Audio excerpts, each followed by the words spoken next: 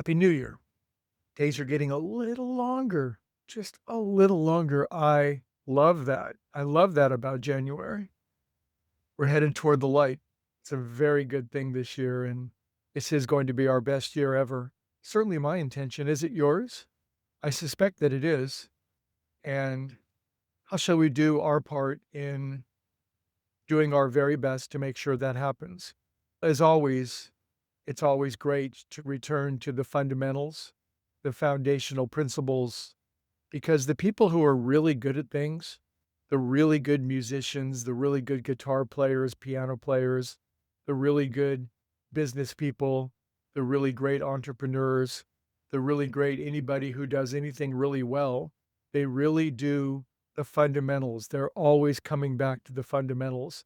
Of course, they can extrapolate out and interpolate out into the great expansion of their creative ability, but they all love coming back to playing their scale or doing or reading the fundamental principles of their art and science. And so I thought we might do the same because it certainly does me a world of good to be reminded of these great truth principles.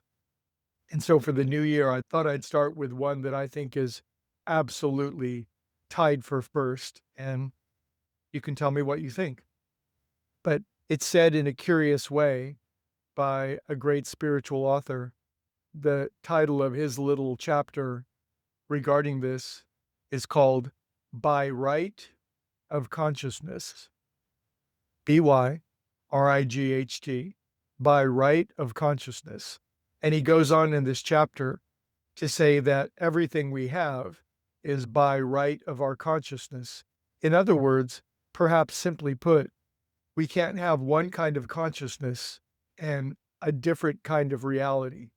The reality that we're living is, in fact, the exact absolute reproduction and expression of our current state of consciousness.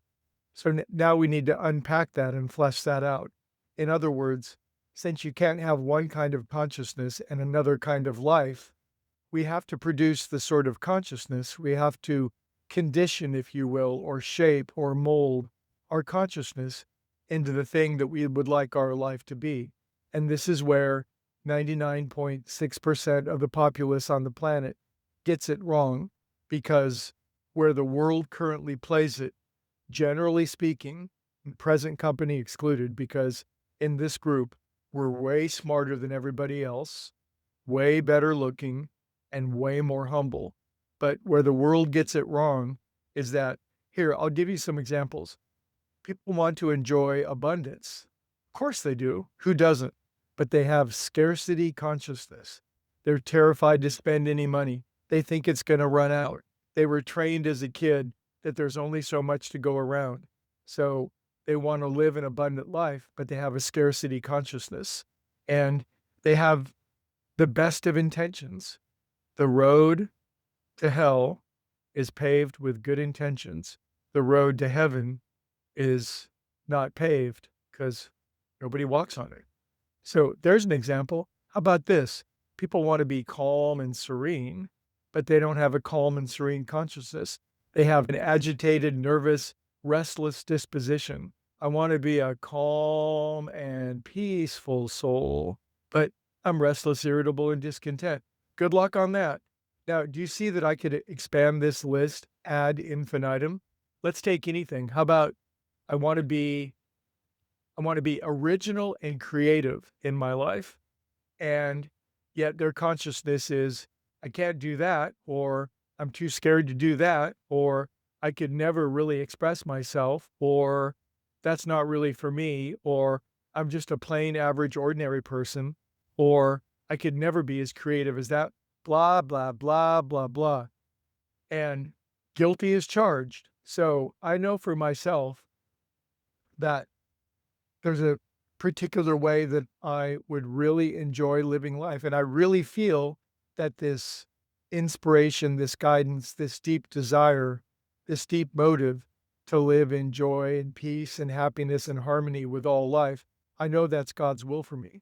I know that is as close to as God's will as I could ever explain it. Now, It's God's will that I live that life, but there's no way that I can live that life if my consciousness is not that.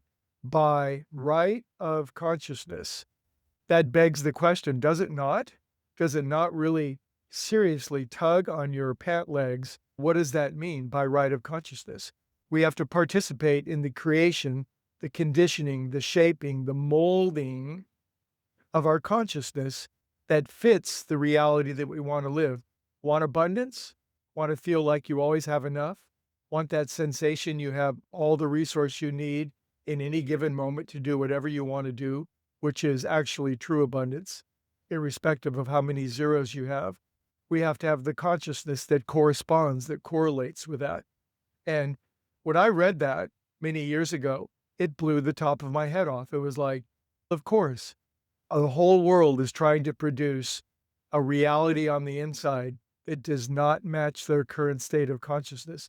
Angry people are trying to be calm and peaceful, and yet their angry consciousness is producing relationships filled with frustration and dammed up energies. And people that want to be spiritual are surrounding themselves with activities and behaviors that are anything but spiritual by right of consciousness. This great spiritual author said that phrase, by right of consciousness, needs to be inscribed on the doorposts of my heart and written across the mantle of my forehead. And I cannot be reminded of it enough. So in our group, what are we doing in our group? We're conditioning, molding, shaping, building, improving, and in a general sense, making more harmonious, intelligent, pure, and pristine our state of consciousness. Thus, as we do that, the outside world, get this, it has to reflect that consciousness. Rather than forcing reality to do our bidding, we simply work and condition our own consciousness, and the outside world reflects it in the same way that a movie screen can only show the movie that's being projected on the inside. As within, so without. This is tied for first amongst spiritual principles. We'll talk about it all week, and we can all examine it. I think honest people, if they really take a look at it, they always can find in these deep fundamental principles great information and practical application to produce the best possible life, which is what we're going to do this year. Anyway, off we go, and I will see you all tomorrow.